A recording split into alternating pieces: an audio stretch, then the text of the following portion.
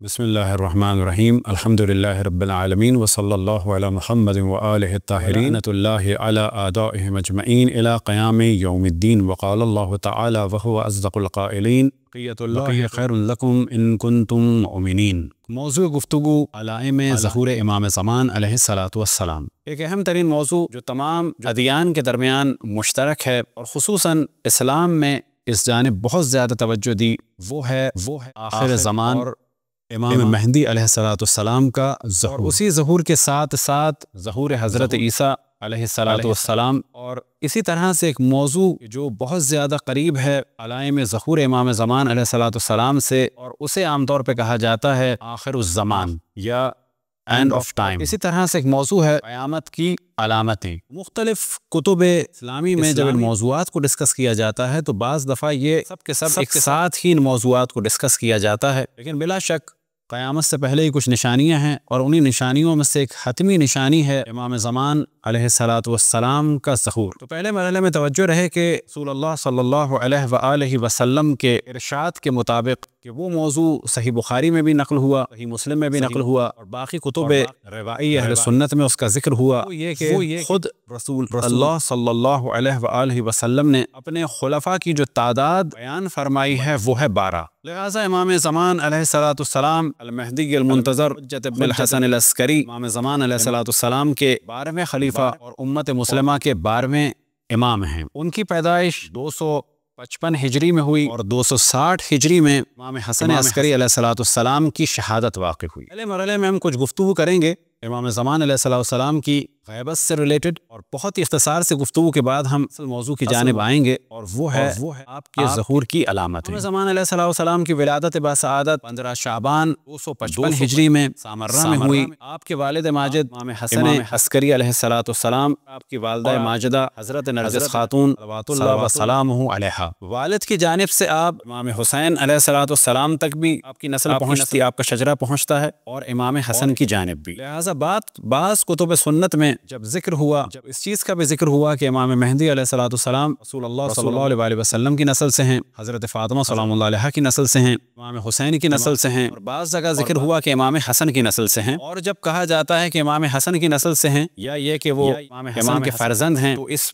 موضوع میں دو طرح کے احتمال دیے جا سکتے ہیں۔ یہاں مراد ہے نسل امام حسن علیہ السلام میں سے آپ ہیں، بلا شک آپ نسل امام حسن سے بھی ہیں، کیونکہ امام حسن علیہ السلام کی صاحبزادی حضرت فاطمہ بنت حسن سلام اللہ علیہا کا عقد ہوا امام حسین علیہ السلام کے فرزند جناب علی ابن الحسین کہ جن کا مشہور ترین لقب ہے سید الساجدین اور زین العابدین علیہ السلام، اور ان سے آپ سے ولادت ہوئی امام محمد باقر علیہ السلام کی، اور امام محمد باقر علیہ السلام کے فرزند امام جعفر صادق علیہ السلام، اور ان کے فرزند امام موسیٰ کاظم علیہ السلام، ان کے فرزند امام رضا علیہ السلام، ان کے فرزند امام محمد تقی علیہ السلام، ان کے فرزند امام علی نقی علیہ السلام، ان کے فرزند امام حسن عسکری علیہ السلام۔ یہ تمام فرزندان امام محمد باقر علیہ السلام ایک جانب تو امام حسن کی نسل سے ہیں، اور دوسری جانب امام حسین علیہ السلام کی نسل سے ہیں۔ لہٰذا امام حسن عسکری علیہ السلام بھی نسل امام حسن میں سے بھی ہیں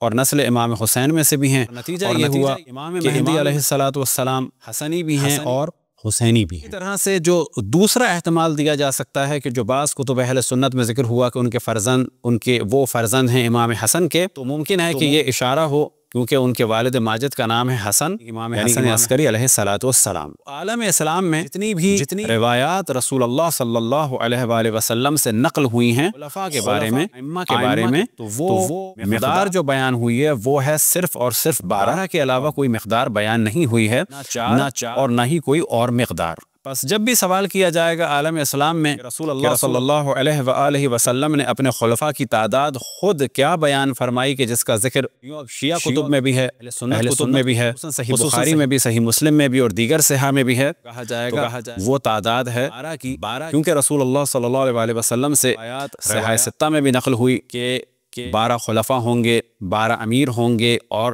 اس امت کے 12 امام ہوں گے۔ یہ ایک بالکل الگ موضوع۔ پس امام مہدی علیہ السلام رسول اللہ صلی اللہ علیہ وآلہ وسلم کے 12ویں خلیفہ اور امت مسلمہ کے 12ویں امام ہیں۔ اب والد کی جانب سے آپ یعنی امام زمان علیہ السلام ظاہر نسل مولا امیر المومنین علیہ السلام میں سے بھی ہیں، اور نسل رسول اللہ صلی اللہ علیہ وآلہ وسلم میں سے بھی ہیں۔ تو پہلے مرحلے میں ہم نے ڈسکس کیا کہ آپ حسنی بھی ہیں، آپ حسینی بھی ہیں، اور اب جب آپ کا شجرہ اوپر کی جانب جائے گا تو کہا جائے کہ آپ نسل المومنین میں سے بھی ہیں بلا شک، اور خود اور نسل حضرت فاطمہ سلام اللہ علیہ سے ہیں، اور اسی طرح سے رسول اللہ صلی اللہ علیہ وآلہ وسلم کی نسل سے ہیں۔ اور اگر سلسلہ اوپر لے جائیں تو کہا جائے گا کہ آپ حضرت ابو طالب کی نسل سے بھی ہیں، اور حضرت عبداللہ علیہ السلام کی نسل سے بھی ہیں۔ حضرت ابو طالب علیہ السلام مولا امیر المومنین کے والد، حضرت عبداللہ علیہ السلام رسول اللہ صلی اللہ علیہ وآلہ وسلم کے والد۔ اور اس طرح سے آپ کا شجرہ جب اوپر کی جانب آپ دیکھنا شروع کریں تو یہ شجرہ پہنچتا ہے حضرت اسماعیل تک، اور حضرت اسماعیل سے حضرت ابراہیم تک۔ والدہ کا شجرہ یعنی والدہ ماجدہ امام زمان علیہ السلام حضرت نرجس خاتون، ان کا شجرہ پہنچتا ہے دو جانب۔ حضرت نرجس خاتون سلام اللہ علیہ کا تعلق دو اہم شخصیات سے ہے۔ والد کی جانب سے وہ سر روم کے خاندان سے ہیں، یہ خاندان پہنچتا ہے حضرت داؤد تک، اور حضرت داؤد سے یہ سلسلہ جب اوپر کی جانب جاتا ہے تو پہنچ جاتا ہے حضرت اسحاق، اور حضرت اسحاق سے پھر حضرت ابراہیم علیہ السلام تک۔ اور حضرت نرجس خاتون سلام اللہ علیہ کا شجرہ ان کی والدہ کی جانب سے پہنچتا ہے جناب شمعون صفا، کہ جنہیں عموماً لوگ پہچانتے ہیں جناب سائمن پیٹر کے نام سے، اور حضرت سائمن پیٹر کو عام طور پر لوگ یہ تصور کرتے ہیں ان کے بارے میں کہ ان کا تعلق اسلام سے نہیں ہے، تو یاد رکھیں کہ وہ حضرت عیسیٰ علیہ السلام کے حواریوں میں سے تھے، اور انتہائی پاک اور صاف اور طیب اور طاہر افراد میں سے تھے، اور حضرت عیسیٰ علیہ السلام کے وصی تھے، اور حضرت عیسیٰ علیہ السلام کے صحیح معنی میں جانشین تھے۔ حضرت نرجس خاتون سلام اللہ علیہ کا شجرہ والدہ کی جانب سے پہنچتا ہے جناب شمعون صفا یعنی جناب حضرت سائمن پیٹر کی جانب۔ تو یہ تو ہم نے مختصر سی گفتگو کی امام زمان علیہ السلام کے شجرہ مبارک کے بارے میں۔ 260 ہجری میں امام حسن عسکری علیہ السلام کی شہادت واقع ہوئی، اور 260 ہجری میں شہادت کے بعد عوام نے،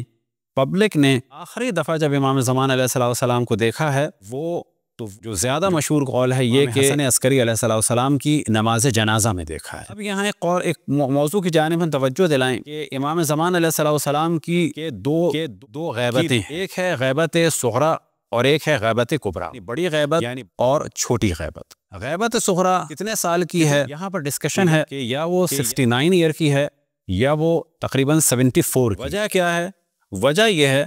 کہ ڈسکشن یہ کرنا ہوگا کہ غیبت صغریٰ کب شروع ہوئی اور غیبت صغریٰ کب ختم ہوئی، شروع کے بارے میں کیا قول ہے اور ختم ہونے کے بارے میں کیا قول ہے۔ زیادہ مشہور قول یہی ہے کہ امام حسن عسکری علیہ السلام کی شہادت کے بعد سے غیبت صغریٰ شروع ہوئی۔ ایک اور قول کہ جو بعض علماء کی رائے ہے وہ یہ کہ امام زمان علیہ السلام ولادت کے بعد بھی غیبت ہی کے عالم میں تھے، فقط امام حسن عسکری علیہ السلام اور ان کے خاص اصحاب سے ان کا کانٹیکٹ تھا۔ لہٰذا غیبت کی اگر ڈیفینیشن لی جائے عام افراد کی نگاہوں سے اوجھل کہا جا سکتا ہے کہ غیبت کی ابتدا ولادت کے بعد سے بھی مانی جا سکتی ہے، اور امام حسن عسکری علیہ السلام کی شہادت کے بعد سے بھی مانی جا سکتی ہے، اور زیادہ مشہور قول یہی ہے کہ آپ کی غیبت کی ابتدا کو مانا جائے امام حسن عسکری علیہ السلام کی شہادت۔ اگر آپ کی ولادت سے کاؤنٹ کیا جائے تو یہ 74 ایئرز بن جائیں گے، اور اگر غیبت صغریٰ کی ابتدا کو آپ امام حسن عسکری علیہ السلام کی شہادت سے کاؤنٹ کیا جائے تو یہ بن جائیں گے تقریباً 69 ایئر۔ اسی طرح سے جب امام کو گرفتار کرنے کی کوشش کی گئی تھی، آخری دفعہ جو ان کو دیکھا تھا لوگوں نے تو وہ اپنے گھر کی سرداب میں دیکھا تھا، سرداب سے مراد تہہ خانے میں۔ تو لہٰذا بعض لوگ کہتے ہیں کہ وہ سرداب میں غائب ہو گئے، جیسے کہ اہل سنت کہتے ہیں، ایسا نہیں ہے، بلکہ صحیح قول یہ ہے کہ آخری دفعہ آپ کو سرداب میں دیکھا گیا تھا، نہیں ہے کہ وہ سرداب میں چلے گئے، سرداب میں آخری دفعہ ان کو دیکھا گیا تھا۔ اہل سنت کہتے ہیں کہ شیعہ جا کے دعا کرتے ہیں سرداب کے پاس یعنی تہہ خانے کے پاس کہ وہاں سے وہ نکل آئیں، یہ قول بالکل غلط ہے، کیونکہ یہ دعا امام کے ظہور کی ہر جگہ کرتے ہیں، حتیٰ ہر نماز کے بعد کرتے ہیں، لیکن ان کے ظہور کی جگہ ان کی سرداب نہیں یعنی ان کا تہہ خانہ نہیں ہے، بلکہ مسجد الحرام یعنی مکہ المکرمہ مقام مسجد الحرام اور خصوصاً حجر اسود کے پاس آپ کا ظہور ہوگا۔ تو اسٹارٹنگ پوائنٹ غیبت صغریٰ کا کیا ہے یہ ہم نے آپ کے سامنے ڈسکس کیا۔ اب غیبت صغریٰ ختم کہاں ہوئی، اور جیسے ہی ختم ہوئی اس کے اگلے سیکنڈ سے غیبت کبریٰ شروع ہو گئی۔ آخری نقطہ کیا ہے غیبت صغریٰ کا پھر ہم توجہ دلائیں گے اس جانب کہ امام زمان علیہ السلام کی غیبت صغریٰ میں ان کے 4 نائبین تھے، جناب عثمان ابن سعید، پھر ان کے فرزند جناب محمد ابن عثمان، اور پھر ان کے بعد جناب حسین بن روح، اور پھر ان کے بعد جناب علی بن محمد سمری۔ یہ 4 نائبین خاص تھے غیبت صغریٰ میں، جن کو امام نے اپوائنٹ کیا نام لے کر۔ غیبت کبریٰ میں نائبین امام نام لے کر معین نہیں ہوئے ہیں، بلکہ صفات کے ذریعے سے ان کا انتخاب ہوا ہے، اور وہ صفات یہ کہ وہ فقہائے شیعہ جو پاک اور پاکیزہ دین کے خدمت گزار، اپنی نفسانی خواہشات کے مخالف ہیں، وہ مانے جائیں گے غیبت امام زمان علیہ السلام میں نائب امام کے عنوان سے۔ اور جب کہا جاتا ہے نائب امام تو اس سے مراد یہ ہے کہ امام کی غیبت کی صورت میں ان سے دینی مسائل کا حل معلوم کیا جائے۔ لہٰذا مشہور و معروف روایت ہے جو نائبین امام عام کے بارے میں، من کان من الفقہاء، فقہا میں سے وہ فقہا، سائلا لنفسہ، کہ جو اپنے نفس کو بچاتے ہوں، حافظا لدینہ، جو دین کے محافظ ہوں، مخالفا لہوائہ، اپنے خواہشات نفسانی کے مخالف ہوں، موطیعا لامر مولا، اللہ سبحانہ و تعالیٰ کے موتی ہوں۔ پبلک کیا کرے؟ فللعوام ان یقلدوہ، عوام ان کی تقلید کرے۔ یعنی غیبت امام زمان علیہ السلام میں جو مسئلے پوچھنا ہوں، جو سوالات پوچھنا ہو، حرام و حلال کے بارے میں پوچھنا ہو، تو وہ ان فقہا سے پوچھا جائے۔ اور یہ بالکل ایک عقلی سا موضوع ہے۔ اگر اس موضوع کو بھی ہم ہی منٹ میں بیان کرنا چاہیں تو بہت سمپل طریقے سے بیان کر سکتے ہیں کہ غیبت امام زمان میں ہمیں آیا دین پہ عمل کرنا ہے یا نہیں کرنا؟ جواب ہے کہ کرنا ہے۔ بس اگر عمل کرنا ہے تو کیا کریں؟ کسی نان مسلم سے سوال کریں، کسی دشمن اہل بیت سے سوال کریں تو جواب آئے گا نہیں، کسی ایسے شیعہ سے کہ جو اہل بیت علیہ السلام کا ماننے والا، اس سے سوال کریں۔ اب یہ سوال جس سے کیا جائے کیا وہ قرآن اور تعلیمات محمد والے محمد سے آشنا ہو یا نہ ہو، تو جواب ملے گا کہ ہاں وہ قرآن اور تعلیمات محمد والے محمد سے اور فقہ سے اور حرام حلال کے موضوعات سے ریلیٹڈ جو بھی موضوعات ہیں ان سے آشنا ہو۔ اس آدمی سے ہم سوال کریں اور جو آشنا ہو ان چیزوں سے، فرض کریں کہ میں بھی ان چیزوں سے آشنا ہوں، کیا میری تقلید کی جائے گی یا مجھ جیسوں کی تقلید کی جائے گی؟ تو جواب ہے کہ عقل یہ کہتی ہے کہ جو زیادہ آشنا ہوں تعلیمات قرآن اور محمد والے محمد علیہ السلام سے اور دین کے بنیادی احکامات سے، بنیادی احکام سے، اس سے ہم سوال کریں۔ بس سوال کرنا اس غیبت کے زمانے میں ایک ضروری امر ہے۔ یہ سوال کس سے کیا جائے؟ عقل کہتی ہے کہ جو دین کو سب سے بہتر طریقے سے سمجھتا ہو۔ اسی سوال کرنے کو کہا جاتا ہے تقلید۔ کوئی اور چیز نہیں ہے، نہ پیری ہے، نہ مریدی ہے، نہ اس کے لیے کوئی خاص عمل انجام دینا ہے۔ پس غیبت کے زمانے میں جو لوگ دین کو نہیں جانتے اور انہیں ظاہر دین جاننا ہے تو وہ ان سے سوال کریں کہ جو دین کو جانتے ہیں۔ انشاءاللہ اگلی نشست میں ان موضوعات کو ڈسکس کیا جائے گا۔ وصلی اللہ علی محمد و آلہ الطاہرین۔